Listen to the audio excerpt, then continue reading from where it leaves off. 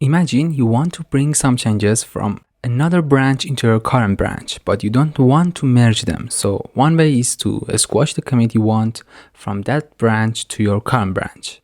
But another way is to cherry pick the commit. In this video, I'll show you how to cherry pick commits and what's the difference between cherry picking and squashing commits.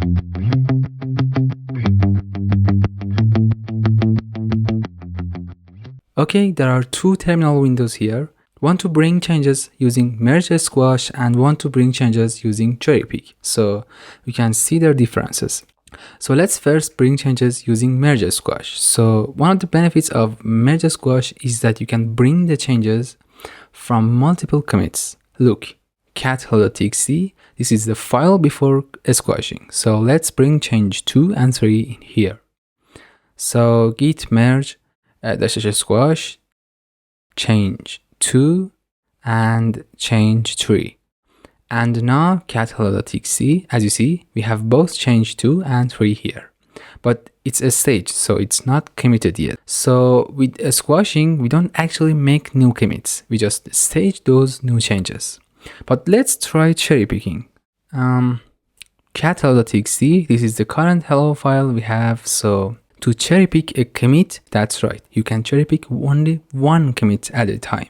So to cherry pick a commit, type git cherry pick. Let's bring change 2 to our current branch. So change 2 and cat hello.txt. As you see, change 2 is here, but we also created a new commit in order to bring change 2 to our current branch. So in squashing, we don't make new commits, at least directly. We just stage the changes, and using a squash merge, we can bring changes from multiple commits. But with cherry picking, we can only bring one commit at a time, and it will create a new commit for us. And remember, just like merging, you can encounter conflicts during cherry picking, but it's easy to fix them, and I already showed you how to do it. Okay, thanks for watching this video, and see you in the next one.